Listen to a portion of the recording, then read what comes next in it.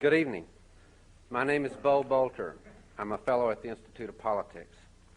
It's an honor for me to introduce this evening Jack Kemp.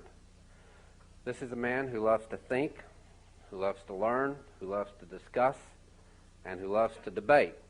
And I sense that's why so many of you are here this evening. Let me just make doubly sure that you know some of the essentials about Jack Kemp. Before being elected to Congress in 1971, he was a quarterback in the American Football League and led none other than the Buffalo Bills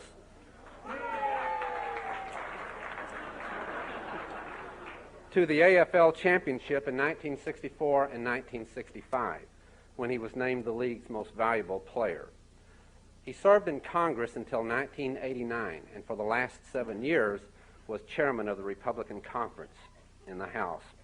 Mr. Kemp then served with distinction as the Secretary of Housing and Urban Development in the Bush administration, where he focused his energies on ending corruption in the management of HUD programs, on expanding home ownership for low-income people, and on creating opportunities for entrepreneurship and jobs in America's impoverished inner cities and rural areas.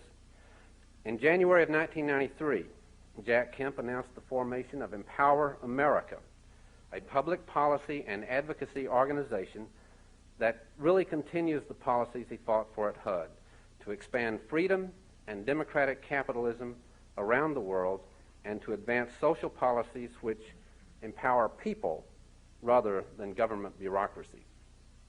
I know you knew most of all of that, but I want you to know also that Jack and Joanne have 4 children, and if I counted correctly, 7. I was going to say, if I counted correctly, my Christmas card on the icebox tonight, 7 grandchildren, and 1 on the way. So, finally, ladies and gentlemen, you may not know that Jack Kemp is a conservative. So, therefore,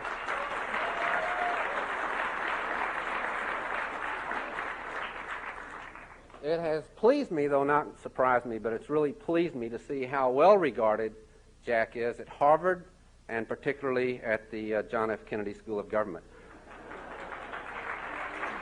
I didn't know I was going to get all these applauses. I believe that the reason that you admire Jack so much, however, is his willingness to share the basis of his well-thought-out philosophical opinions with you, and I'm sure he's going to do that tonight.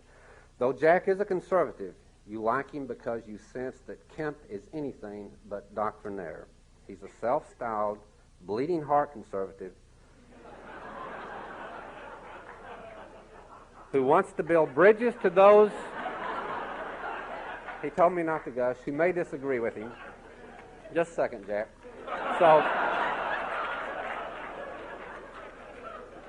So I've been looking forward to this, and this is the John F. Kennedy School. I want to give you another JFK, Jack French Kemp. All right, thank you. Thank you very much.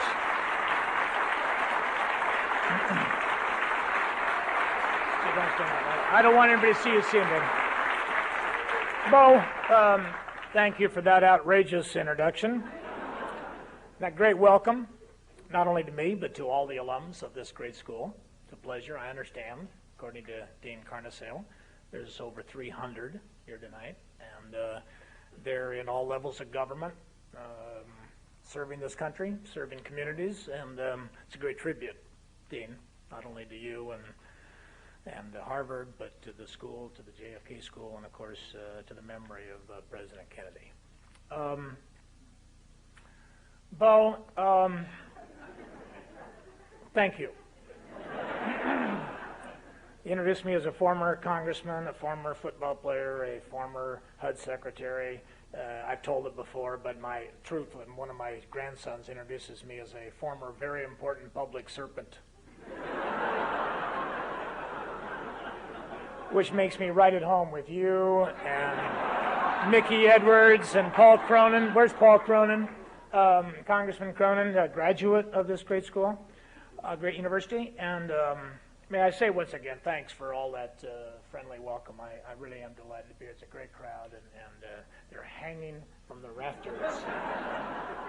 Now, I want to make a couple of introductory points.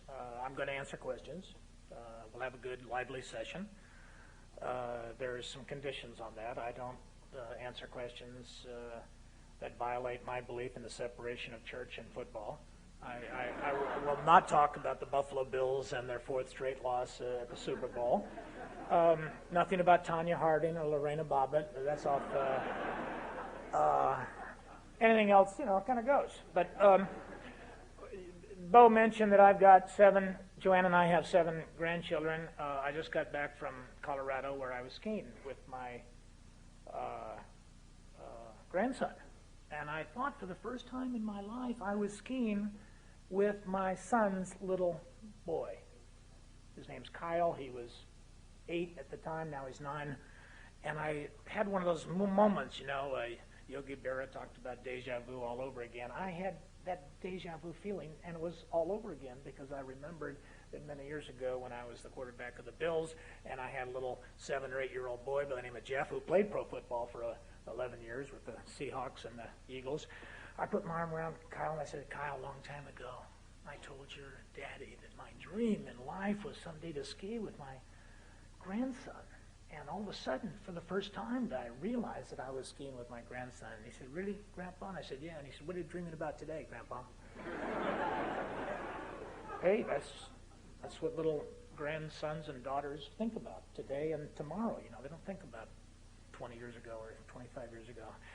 I said, do you know what I'm thinking about today? I'm dreaming that someday I really want to ski with your little boy or your little girl. He said, Grandpa, you're not going to be around that long. And I thought about that flying into Boston because, this was the scene of many of my famous quarterbacking defeats at the hands of the Patriots. But I've been here many times. I asked the dean if he could recall for me, and his staff gave me Kemp in the Forum. I was here in '84 debating Governor Dukakis on who should be president in 1984. Guess who I was for? I was here in '87 at a conference on my candidacy for the nomination. I had a great race. McGovern used to say he always wanted to run for president in the worst way, and he got a chance to do it. Well, that's how I felt. I got a chance to do it for about 6 weeks. I got 3% of the vote. I got to meet all of my supporters individually and separately. I know all their names. They're all on my card file. In 1990, I had the opportunity to come, and the crowd was equally as big, if you remember, Al. We talked about a war on poverty, winning a war on poverty. We've been fighting it for about 30 years. We spent $5 trillion since 1967 fighting poverty, and well-meaning people of the left and the right have been willing to put up the money, and the taxpayers have financed it. They complain about this and that, but nonetheless, you got to admit, poverty's winning. We're not winning that war, and it's still with us. And here I am tonight talking about it still. So it is something that I can remember in 1990. And then 1992, I was invited to one of the forums in an equally large crowd. I had an opportunity to talk about the economy and what to do about growth and empowerment in the 1990s. And tonight I entitled my remarks, An Inquiry into the Nature and Cause of the Wealth of Our Nation. Adam Smith, of course, in March of 1776, wrote that great book. Imagine two people on the opposite sides of the Atlantic, one Thomas Jefferson and one Adam Smith, never met each other, never been to each other's country, Scotland and the United States. One was the author of the Declaration of Independence, and Adam Smith, of course, after writing the famous book of the moral basis of the free society, wrote An Inquiry into the Nature and Cause of the Wealth of Nations. Plural. Any nation, he said. He wasn't talking about white nations or rich nations or geographical nations of the northern part of the hemisphere. He was talking about any nation that practiced certain economic and political and moral principles. Don't get nervous. He wasn't judgmental. He was just simply suggesting that democratic capitalism with a human face, and that's important, democratic capitalism could not survive without a moral basis, without ethical conduct, without principles of law, without respect for contracts, without respect for other people. The capitalism was not based upon greed. It was based ultimately upon faith in the future, that an entrepreneur, muchly maligned recently by tax policy that is aimed at punishing people for being successful. Now that's, parenthetically speaking, a real mistake in our society, to want to punish people who are successful. Rather than suggesting we want more people to be successful, in the highest sense of the word, we are using tax law and tax policy to punish people for being successful, and in some cases, simply redistribute wealth. And Adam Smith laid down a maxim of taxation. The taxation should never be raised to a point at which it discourages the industriousness of a people. Because at that point, he said, you don't gain revenue.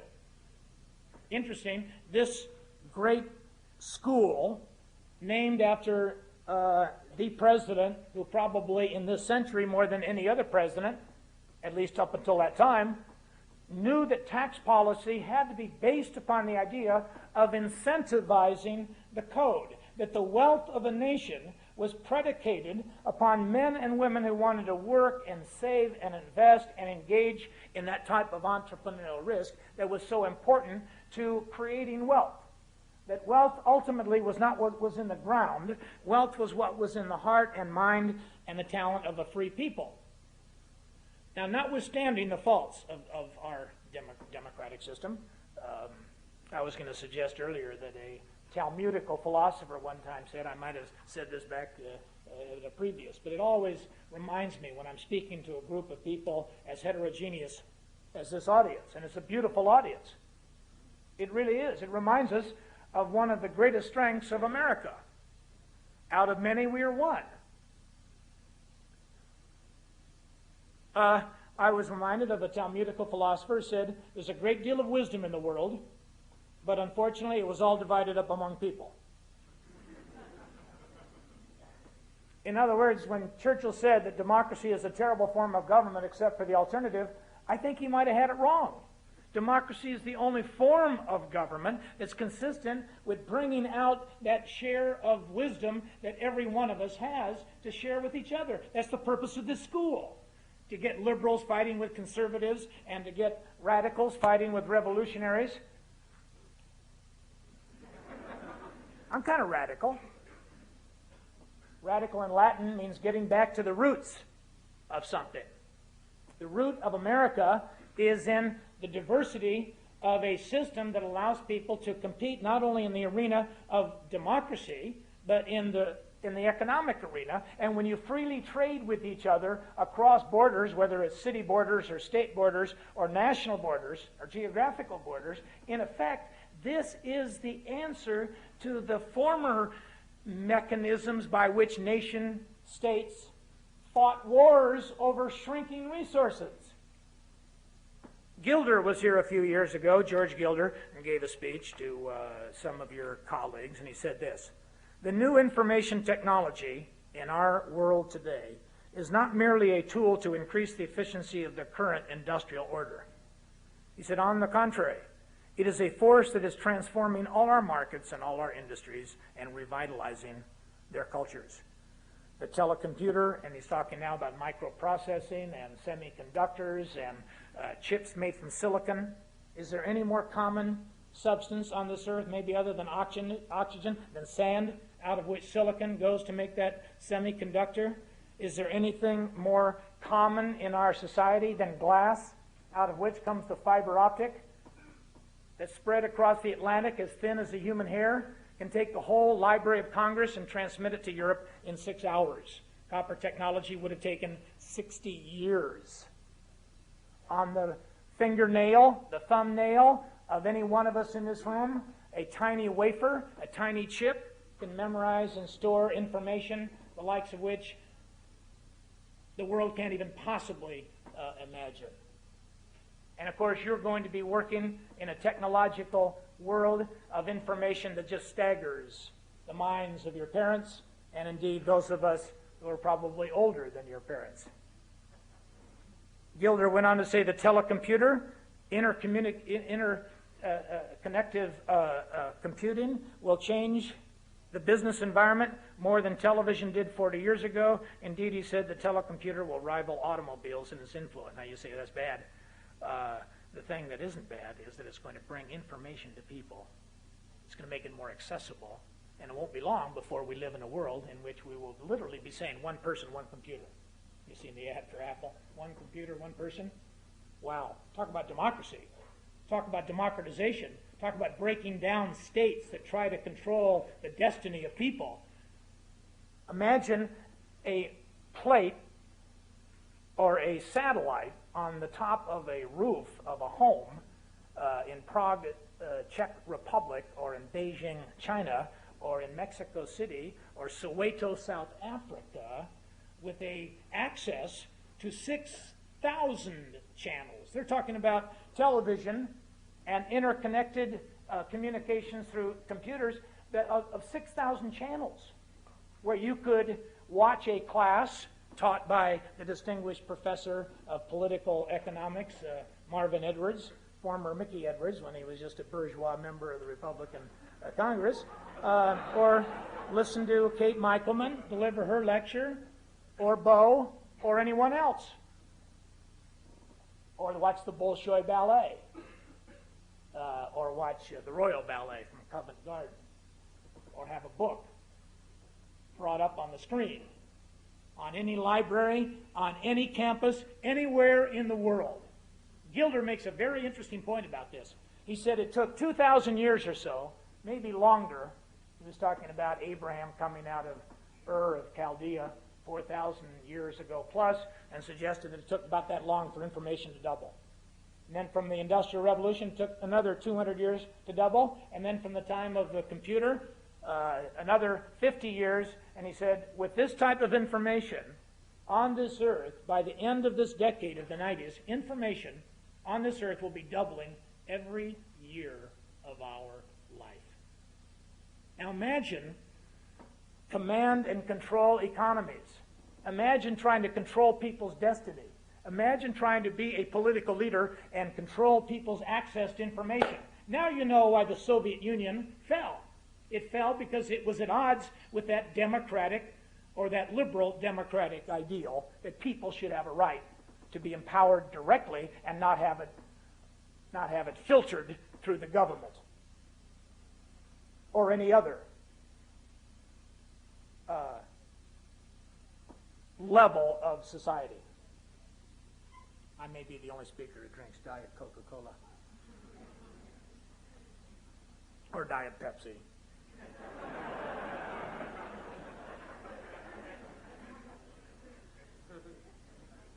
Well, you say, Kemp, yeah, what's this got to do with us? It is a liberating force. It is a liberating force. And countries and political leaders who do not recognize that we live in this world and we live in this global economy, a world that will eventually be without borders. Now, let me tell you, that is frightening to a lot of folks on the left, and frankly, I don't need to tell my colleagues, Edwards and Bolter, that it's frightening to some of our friends on the right. And it drives Ross Perot absolutely crazy.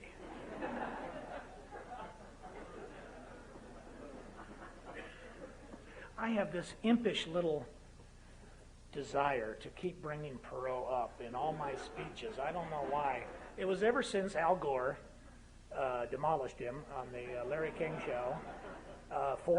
If you remember, and I gave my friend Al Gore a hint about how to debate Perot. I don't know if he actually knows this, but I had discovered in the Los Angeles Times or the New York Times or the Wall Street Journal that Ross Perot had been able to get his son, a industrial park in Fort Worth, Dallas Airport of about 175 acres, which was given a free trade status so that goods and services could move in and out of that zone freely without any duty or barrier or tariff. And I thought all of a sudden, why Ross Perot's son should have a duty-free zone? How about my son or your son or our daughters? You see, that is what is inconsistent about doing something only for one person. You can't have a society in only which some do well. You've got to have a society in which it's open to all people. That's what's democratic about this society. Is it perfect? Far from it. Is it flawed? You bet. And it basically represents the sum total of all our strengths and all our flaws. I think it was Edmund Burke, somewhat a conservative in the 18th century, British parliamentarian, a backbencher, a Tory, said there's never been poor leadership of a virtuous society. Wow. In other words, in a democracy, you would get the leadership that we ultimately reflect in our civility to each other, in our relationship with each other, whether we're willing to mix it up intellectually as well as socially. I think one of the most dangerous movements in college campuses today in America, let me say, and I got to get it out, in this bastion of classical liberalism. It's not a dirty word. Is the centrifugal forces at work on college campuses. I don't know, I just read the article at Cornell. What a shame. It seems to me a shame. Maybe somebody can explain it to me. Doonesbury made very light of it when he showed the ultimate reductio ad absurdum of allowing everybody of every ethnic group to simply live with themselves because of the comfort level. College isn't supposed to be comfortable. College is to shake up comfort. College is to force you to deal with those flaws in heterodoxies in our past. And what a shame that all the African American students would live in the black dorm and all the Hispanic students would live in the Hispanic dorm and all the white students living in the white dorm. And Doonesbury, if you remember, had a picture of a white drinking fountain and a black drinking fountain. And it said whites only and blacks only. I mean, that's reductio ad absurdum. It won't happen. We pray, but I mean, we must be careful. Shouldn't we, that we have a society that reflects that diversity and reflects that democratic ideal? And I'm suggesting that you cannot believe, in my view, now this is rather dogmatic, he said I wasn't a dogmatist, but it seems to me inconsistent to have a democratic system politically and not have a democratic system economically. And I don't think there's a system that can be called democratic that is not based upon the ownership of private property, limited government, the rule of law, free markets, that allow free minds to freely engage in whatever activity that is legitimate and legal in a society, i.e. free enterprise. And that's what I found fault with my friend Ross Perot, and that which I found fault in Pat Buchanan's arguments on Larry King when I debated him. He said he wanted to trade with England, and he wanted to trade with Canada, but he didn't want to trade with Mexico. I said, well, then how can you be a supporter of free enterprise and only want to trade freely with white folk? How about brown and black and Asian and South Asia and Latin America? Now, do you realize you are living in a decade in which, in this decade, from about 84 probably, 85, when free elections began to take place in Central America, as not maybe Jeffersonian free elections, but a lot freer than they'd ever been before. 96%, according to Freedom House, 96% of all the people in this hemisphere freely elect their leaders. It will eventually come to Havana, Cuba, and Pyongyang, North Korea, and Beijing, China, and Haiti. And I told some friends the other day, giving a speech down in South Florida, that if This is rather presumptuous, but I suggested that there was nothing wrong with Haiti, that a healthy dose of democratic capitalism and private property and free enterprise and entrepreneurship wouldn't go a long way towards curing. And this guy got up and he said, Kemp, you're absolutely crazy. Don't you know? Blah, blah, blah. Gave all the ethnic reasons why it would never happen. I said, well, I'll tell you what. Argumentative. I love to provoke a good argument. So I said, if you turn the island of Haiti over to me and some supply-side economists, we could turn it into Hong Kong of the Caribbean or Latin America within 5 years. And he went crazy. Veins started to come out of his neck. His eyes popped out of his head. He was so incensed that I was suggesting that Haiti could be a wealthy nation. I mean, he was mad at me, and he was a right-wing conservative Republican who used to like me. He will switch his vote, I know. And he said, how dare you say 5 years? I said, maybe 4. And that's the point of my remarks tonight. There are certain principles of political economy that lead to the creation of wealth. And I want to share them with you, give you a couple of anecdotal references, and then open it up for any questions. Number one is to recognize that we live in a world that is increasingly without borders, at least for capital and information. Anybody doubt it? Check their broker, who is either open all night or following markets 24 hours one way or another through a computer. Capital is flowing freely across borders, and nations that do not keep their borders open to ideas and to trade and to capital are nations that are not going to be able to keep up with this amazing technology and this amazing opportunity to spread this revolutionary period around the world. Now, I don't need to tell anybody that revolutions are messy things.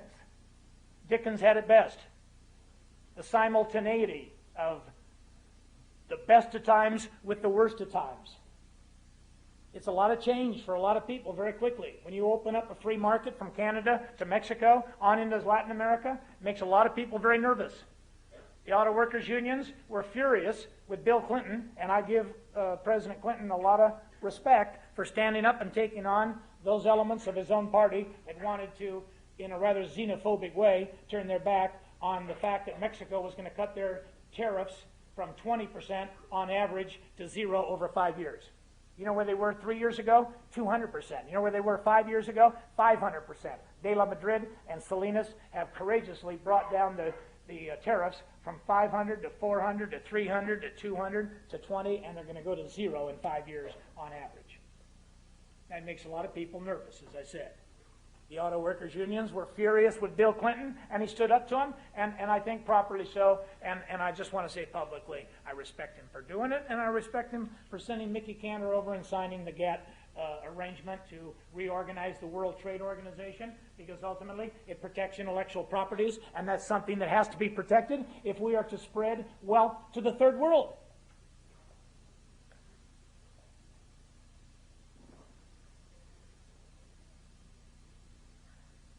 Incidentally, I just came from Detroit, and Ford Motor Company announced that the number of automobile units that they're going to ship to Mexico for sale from Detroit next year will be 60,000, not 6,000. Question, who builds them? Auto workers in Detroit, Buffalo, Ohio, and we're exporting 60,000 units to Mexico this year and probably 160,000 next year. Question, is that good or bad for Detroit? I think a priori the answer is yes. And if you're an auto worker and you want to build autos and sell them to the world, why not support breaking down those barriers? I'm sure I'll get a lot of letters, but I just found it inconceivable that the auto worker unions that I used to represent in Buffalo vowed to defeat any Democrat or Republican that voted for trading freely with Mexico.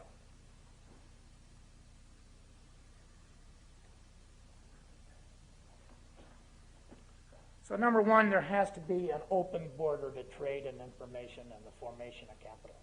Number two, and I'm going to surprise you here, I'm not going to talk about taxes. Money must be sound. It tears my heart out to see what's happening to Russia. They've gotten inflation marginally under control. But can you imagine living in Russia or the former Yugoslavian Republic and 10 years ago you had a dinar. Anybody know what a dinar is? That's the currency of account in Belgrade. It was worth $20. You know what it's worth today? Who knows? No, seriously. It is the Weimar Republic, circa 1994. It's probably 1 billion dinars to a penny or a dime. Does anybody doubt the fact that inflation led to Hitler? That inflation led to Mussolini? That inflation destroyed the Hungarian chance for freedom after World War II? That inflation led to Lenin and Trotsky and Stalin? People demand sound money, and it is essential to have a unit of account. And I could tell the president, if he thought, as he did, that raising taxes in 1993 budget deal would lower the deficit so interest rates could come down, so people could go out and borrow back that which was taxed away from them. I mean, that is the circuitous reasoning that led them to raise taxes, thinking that it could bring down interest rates. And did you know this morning in the New York bond market, bond yields of over 30-year government bonds are higher than they were when President Clinton took office, because we are basically, I think, leaning on the Fed to pump up the money supply to try to goose the economy and keep the economy growing so we can all get reelected, and there's Republicans that did it, as well as Democrats. But money should be, in my view, very sound and honest and stable and predictable, and I won't use any four-letter words at Harvard. But someday, once again, as President Kennedy pledged in 1960, to keep the dollar as good as you did it. That four-letter word goal came out so that he did. Did you know John F. Kennedy made the pledge in the 1960 Democratic platform to keep the dollar as good as gold? You know what the long-term interest rates were? Anybody want to hazard a guess? 3.5, 4. My wife bought our first home. 1960, I was quarterback of the San Diego Chargers. One child, one on the way, and we had a fixed 30-year mortgage at 3 3/4%.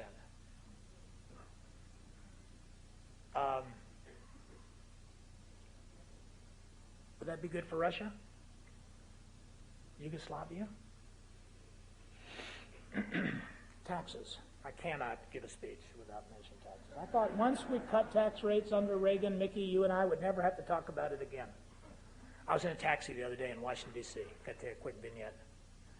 And my taxi driver is from Nigeria, or I think it was Nigeria. And in perfect Oxfordian accent, he turns back and says, "Didn't you used to be Jack Kemp?"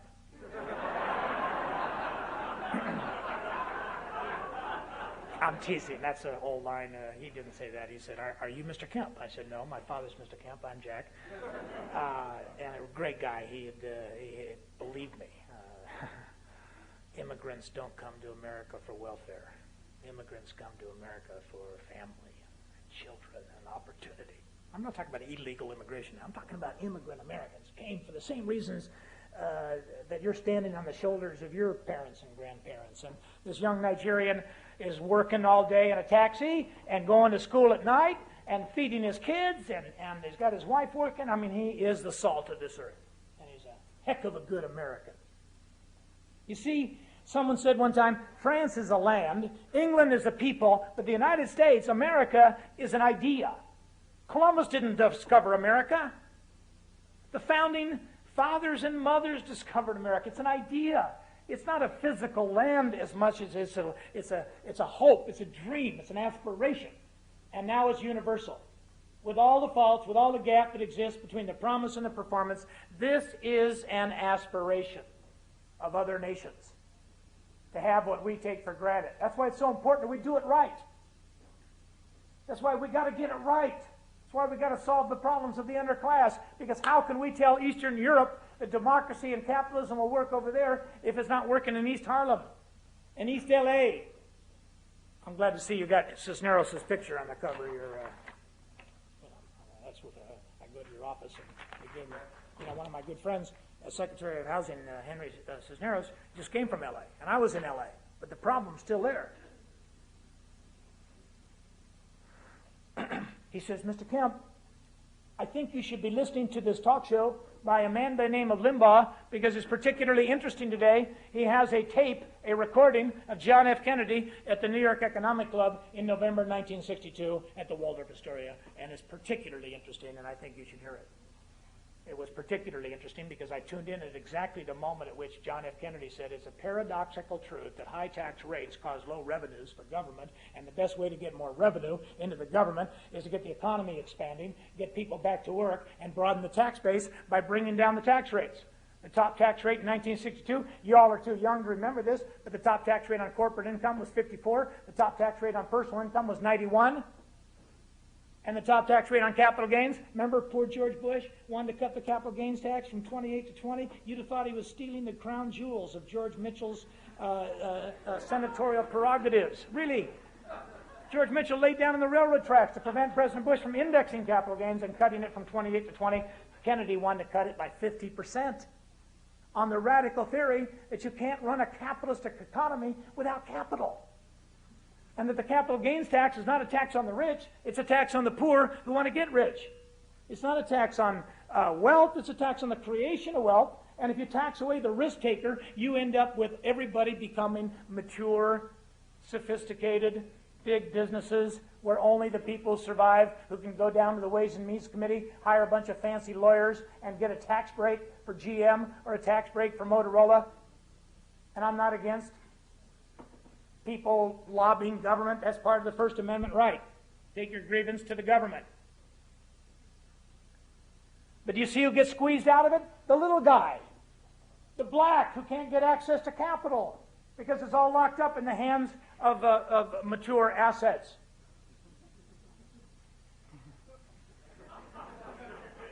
Well, I'll get a wag over here. The inner cities. There's no flow of capital to the inner cities of America. You say, well, it's crime. No, with all due respect.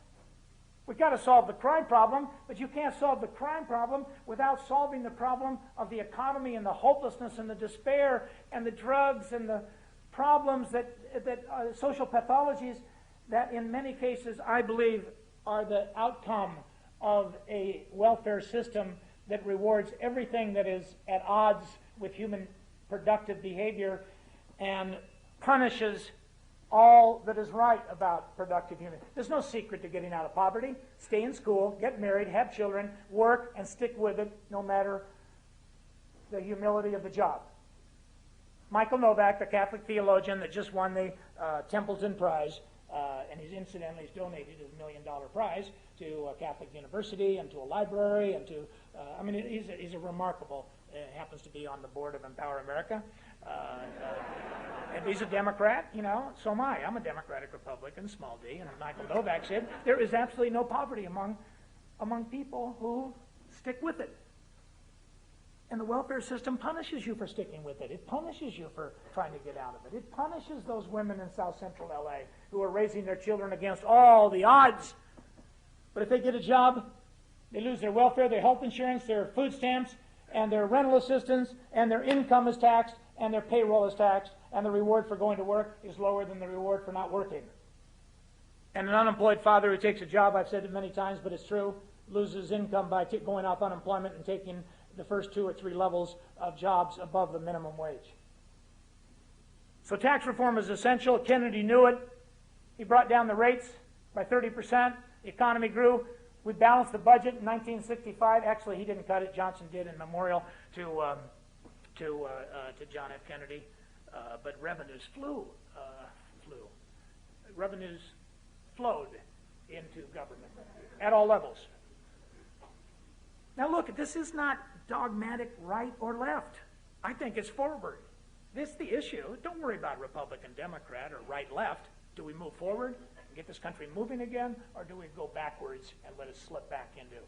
And people say, well, you got a deficit. Ladies and gentlemen, the budget deficit is pale in comparison to the deficit between the aspirations of the American people for an economy and a society that allows every child of God to grow up to be what he or she was meant to be, not have them boxed in by some fool or some system that tells them that they're going to be perpetually poor or on perpetual welfare or a perpetual drop out of school. I mean, just look what Jaime Escalante did in the East LA barrios with gangbangers and turned them into engineering students at UCLA and USC and Occidental, where I went to school. We don't have engineering at Occidental. Finally, trade, money, tax policy, welfare reform, essential ingredients to solving the problem of what Moynihan called the urban underclass. Why not eliminate the tax for, say, 10 years? What did Deng Xiaoping do in Guangdong province? No tax on the profit of any businessman or woman that wants to put their business in Guangdong province, the South China development zone. Why not take housing and privatize it very quickly? Make a deal, make a social compact with the people, the residents. Now stop and think for just a moment, parenthetically. We're sending the police into Robert Taylor homes in Chicago because this is the ultimate manifestation of the failure of liberal housing policies in the United States of America. With all due respect to my friends who are liberals, their hearts are on fire with concern for the poor, and then they took everybody and put them into high-rise public housing projects where they end up without much hope, without any stake in the system, and in a position in which it's almost impossible to get out of. And a lot of people have overcome the odds, but it's very difficult. Why not say, over 2 years, 3 years, I'm on the board of Habitat for Humanity with President Carter. I'm the Republican token on Habitat for Humanity. But I urge Republicans and Democrats throughout the country, or men and women of any substance, this organization, if a family puts 400 hours of sweat equity into building a house with the help of all our neighbors and churches and synagogues and Neighborhood Reinvestment Corp and Harvard University or Atlanta University where we were at the Super Bowl, they get title to the property. You see, that's what changes it from bureaucratic or a welfare mentality to an empowerment strategy. As soon as you own it, something happens here. This is the key to wealth. This is the key to prosperity. As is this. It's giving people a stake in the system. You want to change East LA and East Harlem and Robert Taylor homes? Privatize it. Make a compact with the people that the government and the taxpayers of America will use our monies carefully to build the brick and the mortar, to repair the damage, take off the graffiti, train the people, provide daycare, put in job training in an enterprise zone, and then say within 2 years, if you want to, after some marginal qualification, you can own your own home. You can own it. And you can even sell it.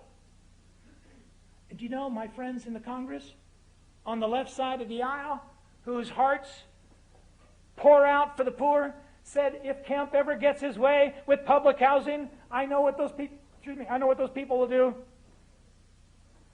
They'll sell it and make a big profit. Can you imagine how dangerous it would be in America if low-income people could make a profit with their property the same way the market works in the rest of the economy? Another guy got up and said, I know what they'll do. They'll get old and they'll leave it to their children. I said, oh my goodness. What a shock it would be to the American dream that low-income people could even have an estate to leave to their children.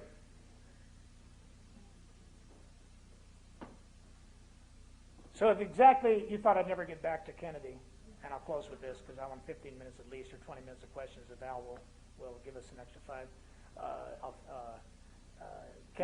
President Kennedy said it's a paradoxical truth that high tax rates cause low revenue. The best way to get more revenue is cut tax rates, 30%. It took Johnson to get it through because of the tragic assassination of President Kennedy. But long story short, the economy grew.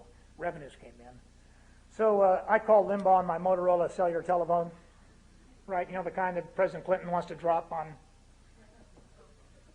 I mean, he's willing to wage a trade war over Motorola cellular telephones.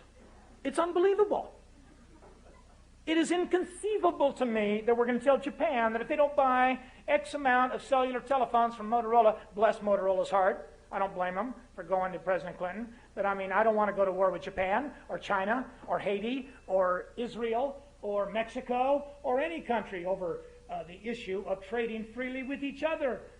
That's what brings the world together more peacefully, more democratically, and I'll guarantee you we will benefit as much as they will. long story short, I called Limbaugh. I said, thanks for the plug. He said, don't mention it. I know you and Reagan got Kemp raw tax cuts from John F. Kennedy. Where'd he get it? Now, I've debated this stuff ad nauseum, right, Mickey and Bo? And Paul Cronin. I debated it for years. I knew he got it from West Germany. He got it from Ludwig Erhard in the 1940s. It was the essence of the West German economic miracle in those days. He cut tax rates. He stabilized the Deutsche Mark. He privatized property, took off price controls. He lifted the rationing, and West Germany grew for about 20 years under the policies of the CDP without inflation, and it astounded the world. And they used to call it a Wirtschaftswunder, an economic miracle. Excuse my German, it's not very good, but it was a Wirtschaftswunder. Economic miracle. And he said, yeah, but where'd he get it? And I said, oh, I probably got it from Calvin Coolidge. He laughed, and he said, yeah, where did Coolidge get it? Now, I love Abraham Lincoln. I've never gone a speech that I haven't mentioned Abraham Lincoln. I mean, I went to a not so friendly Republican area one time, and the guy said, Kemp, damn it, give a speech, but don't mention the Pope, don't mention Dr. King, don't mention Abraham Lincoln, and for God's sakes, don't mention Jews, Hispanics. I mean, it was without a doubt. So, of course, I gave a speech on Dr. King, Abraham Lincoln, trading freely with Asia and Mexico. And so I love Lincoln. I said he probably got it from Lincoln. And I found out from Bo Boulter that there were no income tax rates. But had there been income tax rates, he would have cut them. So then Limbaugh finally closed the show. He said, Kemp, where did Lincoln get it? So my mother always trained me to go to the Bible. So I said, oh, he got it out of the book of Leviticus. Limbaugh laughed. I laughed. I go off the show. 5 days later, true story, I get a telegram from Rabbi Daniel Lapin of Los Angeles, California. And he says, Dear Jack Kemp, thanks for the plug. But it wasn't Leviticus. You had the right idea, but it wasn't Leviticus. It was Genesis. And he sends me the article out of the Wall Street Journal where he wrote that if you look at all these ideas, they weren't discovered by Kemp or Kennedy or Earhart or Lincoln or Jefferson or Adam Smith. They all go back to Hebrew Scripture. They really do. Private property, the rule of law, the respect of the individual, trade freely with, remember when Solomon built the temple? He needed cedars of Lebanon. He had oil for the lamps of Lebanon, and he traded freely between King Solomon and the king of Tyre. I think his name was Hiram, and they lived in perpetuity, at least during their lives, in free exchange of goods and services, based upon friendship and trade. And then he said in Genesis 41:34, remember the little Jewish boy sold into slavery by his jealous brothers, Joseph, and he told Pharaoh 7 fat and 7, you know the story, right? Right. And Joseph realized that Pharaoh was overtaxing the people of ancient Egypt, and he said, hey, Pharaoh, if you want to get your economy growing stupid, cut your taxes. Well, you got to read between the lines.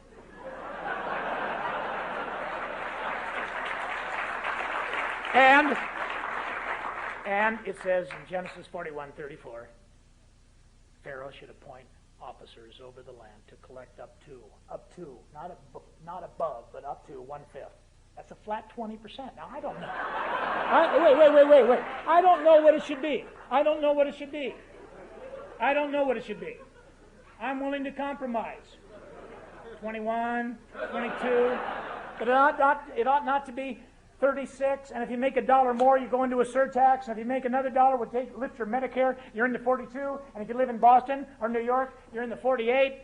Ladies and gentlemen, Sweden's tax rates are lower than New York City. We're going the wrong way. You're not punishing the rich. They're buying tax-free municipal bonds. No tax on a tax-free municipal bond. I got nothing against them, but if everybody is only buying tax-free bonds, and the only way to get rich in America is to speculate on currencies, like George Soros, or to build a gambling casino on the Mississippi River and take the poor away from their own money, what a sad country this is going to be. That is not creating wealth. That is the essence of Lester Thoreau's book, A Zero-Sum Game, even though he doesn't say gambling is the ultimate zero-sum game. That's not what America was meant to be. It wasn't meant to be a giant casino. It was meant to be a nation in which any man or any woman could go out and drive a truck and turn it into a trucking company. Take a widget factory and turn it into Microsoft. Start as John Johnson did with $400 in Chicago, Illinois, and sell his mother's furniture. She gave it to him to sell. She owned it, but she had to own it first. And he collateralized it, got $400, and started a little magazine. Maybe you heard of it. Negro Digest. Now it's Ebony and Jet. And according to Forbes, he's the richest black man in America. Bless his heart. We should want everybody to get rich. And I close with this thought. Getting rich in America is not to be rich in creature comforts. It's to be rich in terms of opportunity. And if you can't get that opportunity, at least your children ought to get it. And we're turning our country upside down by suggesting that taxes should be used to redistribute wealth and punish people for being successful and to take away capital from the inner cities of this country that are in desperate need of oxygen and credit and venture capital. And I'm convinced that we can do what is necessary to make this country once again truly wealthy and be a shining example to the rest of the world. I think it's kind of exciting to be alive. I hope you find it exciting. I think it's 1776, but this time it's 1776 for the whole wide world. Godspeed. Now, how much time? How much time?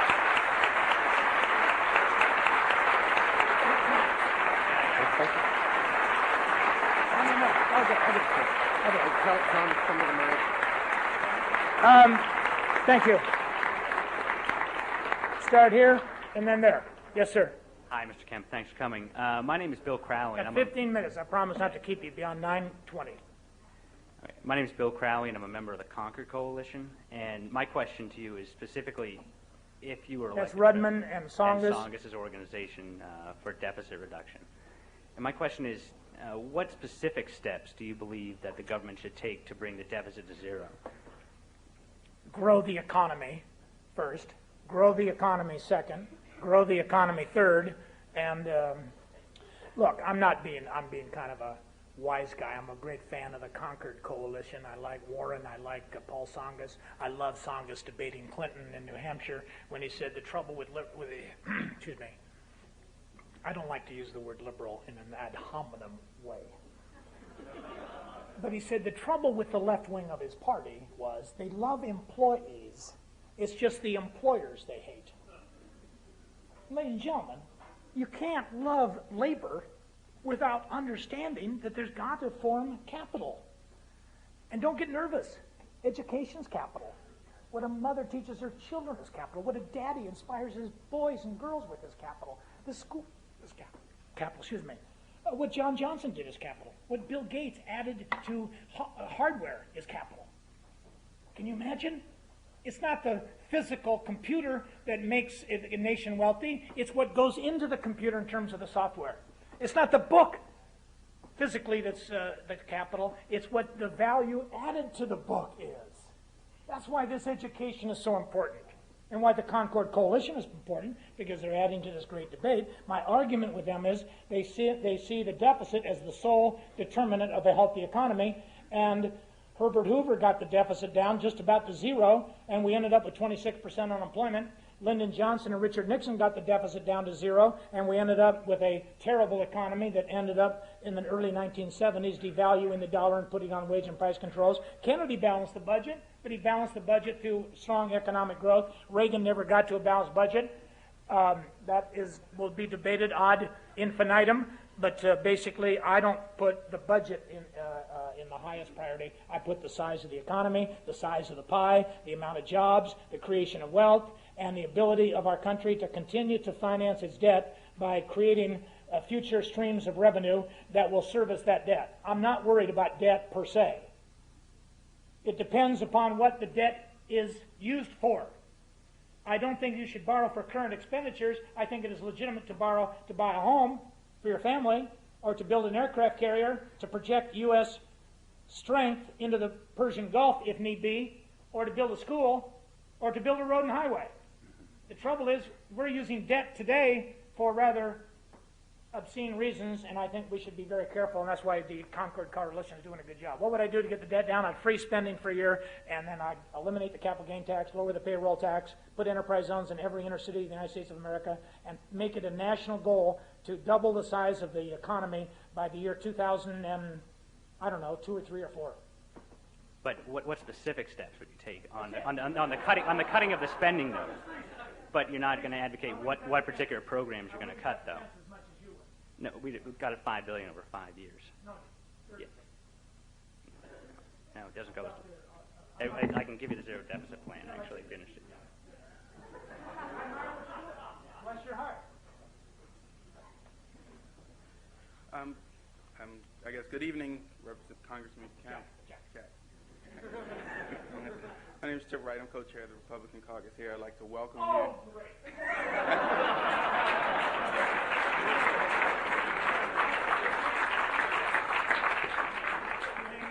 Thank you. You realize how easy it is to be a white Republican and how tough it is to be an African-American Republican? Someday, all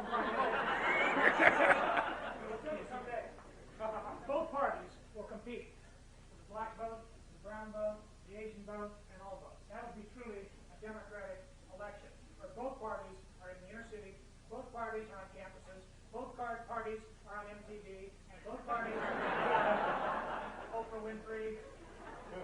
Excuse me. I mean, I'm saying that is what America must be. Black folks in America should not let their vote be taken for granted. But the Republican Party has got to go out and ask people to vote for them, because the most precious thing you have, other than your life and yourself and your name and your, is your vote. And don't give it up easily. Don't give it up to some fool who comes by and says, I'll give it to you, I'll sell it to you for a mess of pottage, And the Republican Party's got to compete for it, and we have it. It's a very simple party. Go ahead. Well, first, I'd like to welcome you on behalf of the caucus. But secondly, speaking on that very point, how do you, as Republicans, bring African Americans to the party when you have people like Buchanan, who alienate so many African Americans and really make it hard for someone like myself to even, especially here at the Kennedy School, say you're a Republican? Yeah, I know. A lot of baggage.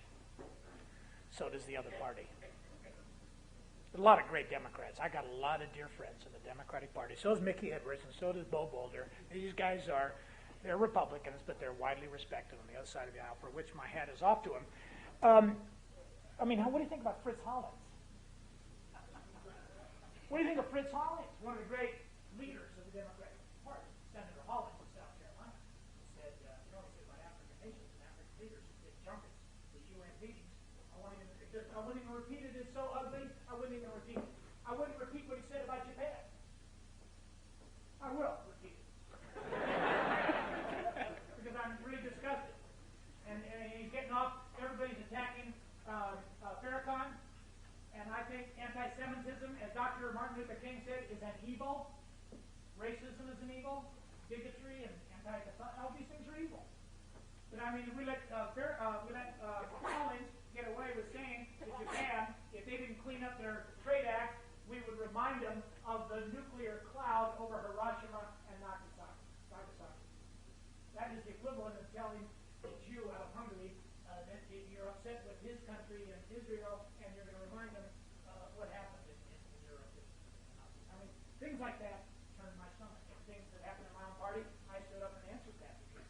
Wednesday night at the Republican convention, I said it was not the values of the poor that should be challenged as much as it's the values of the welfare system that perpetuate the poverty, break up families, reward people for not working, and don't be attacking single women raising their children in Watts, Los Angeles against all the odds when they're doing a better job, a heroic job of raising their kids and inculcating values. I get upset about this stuff, and I know you do, but that's the purpose of the dialogue and trying to change the party and remind it that it has a Lincoln premise, not a David Duke. Incidentally, the Republican platform of 1860 that was drafted by Abraham Lincoln was one page long. You know what it said? We hold these truths to be self-evident, that that all men are created equal, endowed by their Creator with naming the rights among which are life, liberty, property, and the pursuit of happiness. And we believe that's true for all people, of all colors, in all countries, for all time. And they sent a letter to the Hungarian freedom fighters saying that we were on the side of the freedom of and the liberation of Hungary in 1860. And that was the whole platform. Wouldn't it be great to have a party devoted to making the Declaration of Independence come true for every person from South Bronx to Soweto, South Africa? Then you'd have a cause. Then you could rally behind it. Love to have you with us. Are you running in 96?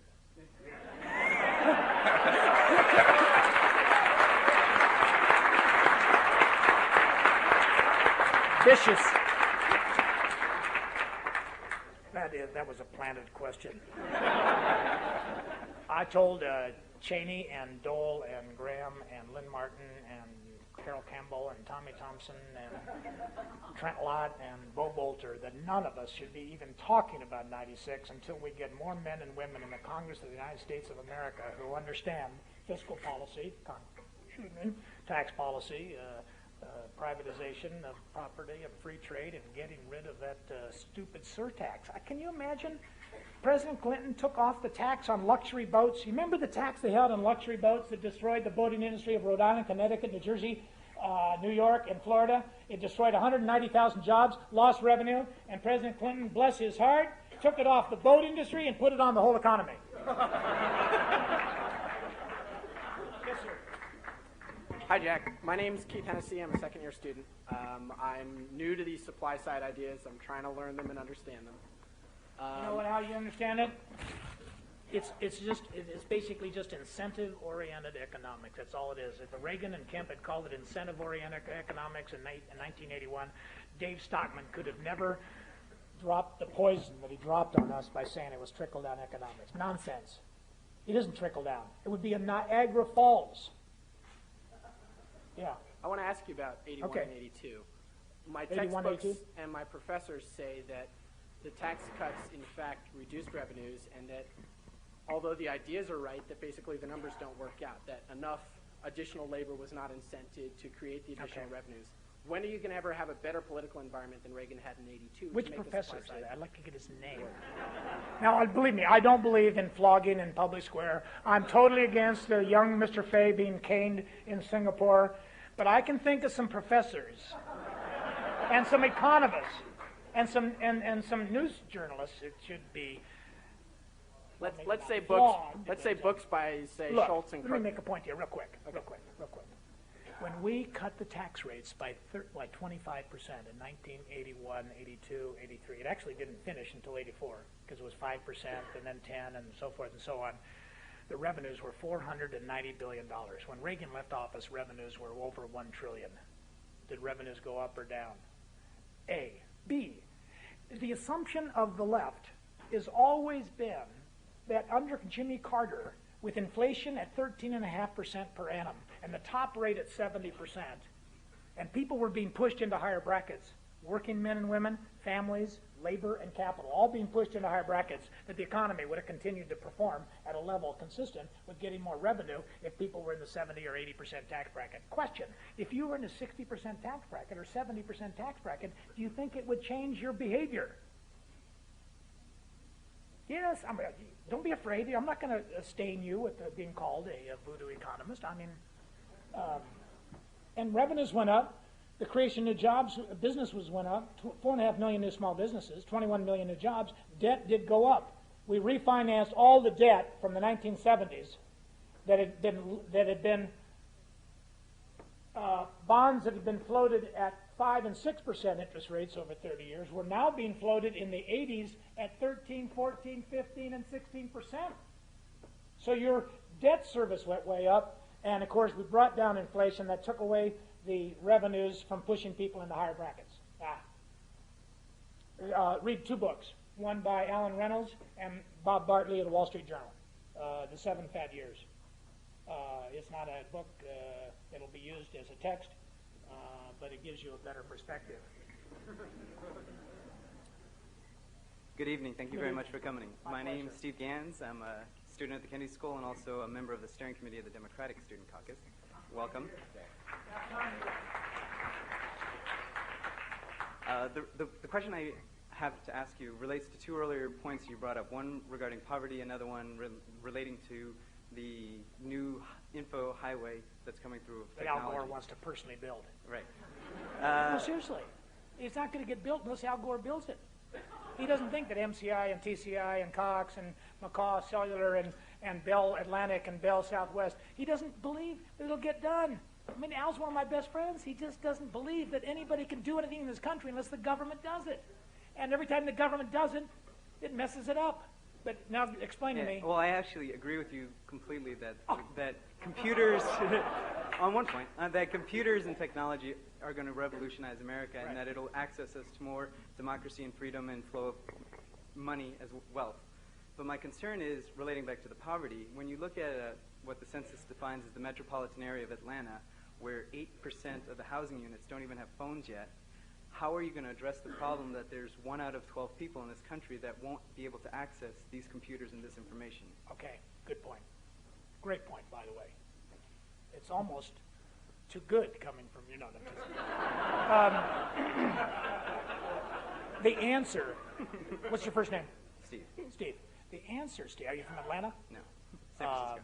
The answer really is to make the economy buoyant enough, boundless enough, growing enough, expanding enough, so we have enough revenue to do the things for the poor that they need done, i.e., clean and safe streets, good schools, with basically more choice, so parents can send their kids in the inner city of Atlanta to a parochial school, a Christian school, a yeshiva school, a private school, a secular school, or a public school. They need a better chance to break the monopoly of public education in K through 12 as it's done in higher education. Did you watch Keith Geiger on David Brinkley the other night? He's the head of the NEA. And George Will said, Mr. Geiger, why is it that 50% of all the school teachers in Chicago, Illinois, public school teachers send their kids to private school? He went crazy. The veins came out of his neck. And he said, it's not 50, it's only 40. He said, I think public school teachers ought to have the chance to send their kids to any school, public or private. Yeah, so do I. So does Hillary and Bill. Of course. But how about those poor kids in the inner city project of Atlanta that are sent to a school where you got to go through a metal detector to get into the school? And mothers in Chicago got to wear a bulletproof vest to take their kids to the grocery. And I'm saying to you, the economy of the inner city of Atlanta, albeit I think the mayor is a good guy and the past mayor is a good guy and Andy Young is one of my friends, the economy of Atlanta is absolutely in the inner city. I don't know what the unemployment rate is, but the unemployment rate of that public housing project is poverty probably rates. 80%. Poverty rates. 25% of all families are under poverty. Okay. 42% of all people under 18. Okay, Steve. Now stop at that. We have spent. Whether you're on the left or the right, you need to know that we have spent $5 trillion since 1964 fighting ostensibly poverty. And there's some good programs. There are some good programs. Head Start. There's a lot of good things we've done. We've fed people. I am not for cutting off I'm not for Bill Clinton's program of cutting off somebody from total welfare after 2 years if they don't take a government job. I'm for workfare. But the unemployment rate in the inner city of Atlanta, I'll bet you, is approaching 50%. You know what it is at Robert Taylor Homes, where they got to go in and send the Army, the National Guard, and the police to get the guns out? I mean, if Ronald Reagan had ever come up with a proposal to invade the home of a public housing resident in Chicago, he would have been called, I promise you, a fascist. I'm not calling Vince Lane a fascist. I supported his clean sweep program, but this is the ultimate, in my view, the ultimate degradation, the ultimate result of policies that have left people with no jobs, no education, nothing but a welfare check, living on someone else's property, and with no hope at all in their lives, and we end up having to send in the police. And Mayor Sharon Pratt Kelly of Washington, D.C. wants the National Guard to go on the streets of D.C. What do you think if Ronnie Reagan had called for the National Guard to run? I mean, they almost put George Bush in jail when he asked the National Guard and Pete Wilson in California to stop the riots.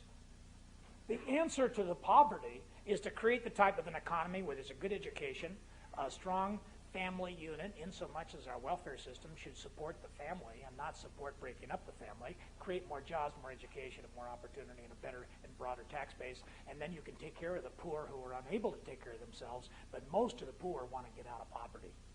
I've never met a poor man or woman in America that didn't want to be a rich man or woman in America, or at least richer.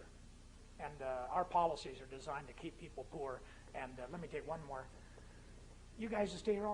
I'll stay longer, but I don't want anybody to feel like they're captured. If you just got to leave, please get up and go. I'm Vicki Tamash. I'm a student here at the Kennedy School.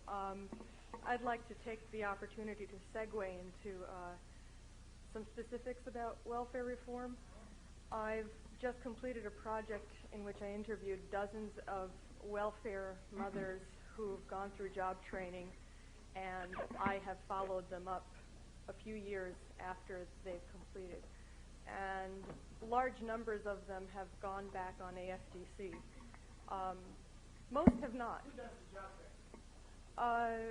training? No. Private social service agencies who do other community development type things.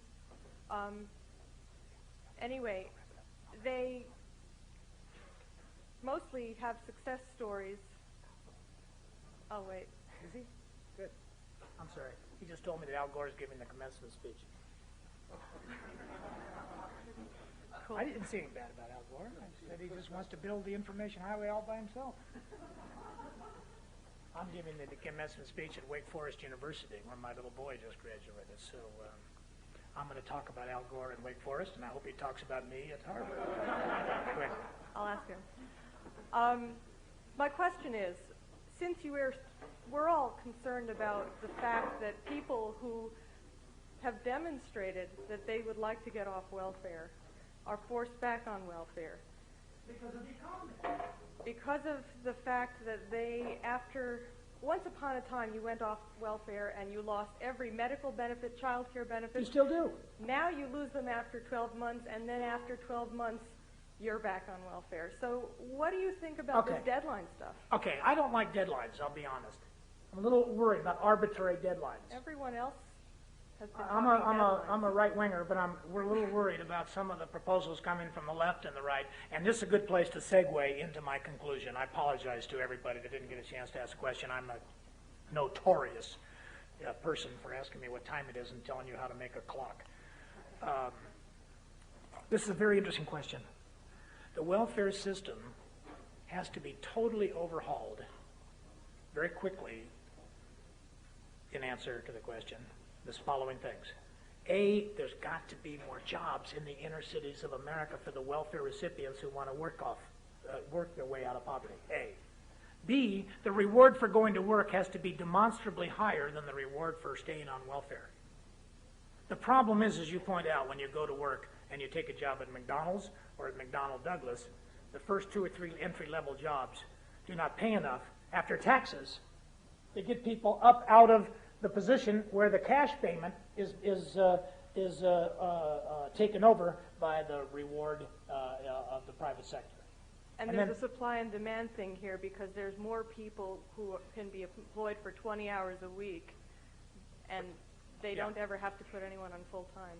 Oh, I know. That's an economic problem, though. Right. Thirdly, we got to stop the worst rule of all that says that low-income women cannot save. Aid to families with dependent children says it is against the law to own a checking account. You can't have a savings account. You can't have any property. It is against the law. A woman, a young Chicana woman in Milwaukee, Wisconsin, thanks it was solved by Tommy Thompson and some of the policies, but nonetheless, Grace Capetillo was sentenced to a 5-year jail sentence for having a $5,000 money market fund, and she told the judge, which was the truth, she'd saved her nickels and dimes to send her 5-year-old daughter, Michelle, to college, and she was a priori, or that was the prima facie evidence of guilt, and the judge said that he would let her off with leniency if she would take her whole $5,000 and give it up to the government, A, and B, she had to promise the judge that she would never save again. I want to ask anybody in the alumni of this school, anybody, has ever gone to jail for saving? Anybody ever been taxed 100% of the savings account? You don't have to be Arthur Laffer to recognize that if you tax savings 100%, you're not going to get any savings. And then there should be private property opportunities. We should privatize the public housing, and we ought to put enterprise zones in every city in the United States. Not empowerment zones, but in real enterprise zones. Bring down the tax rate in free enterprise zones all over the country.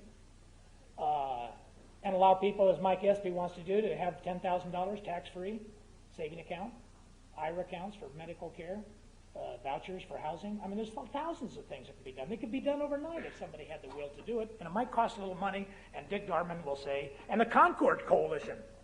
Where's the guy from the Concord Coalition? He'd probably say it's fiscally irresponsible.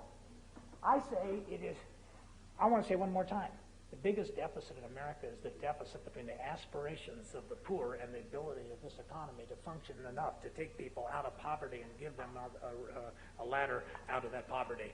We've had a great time tonight. You've been wonderful to me. I appreciate this wonderful alumni weekend. I hope I have challenged and provoked and prodded, and I've learned a lot from the questions. I know there's a lot more questions.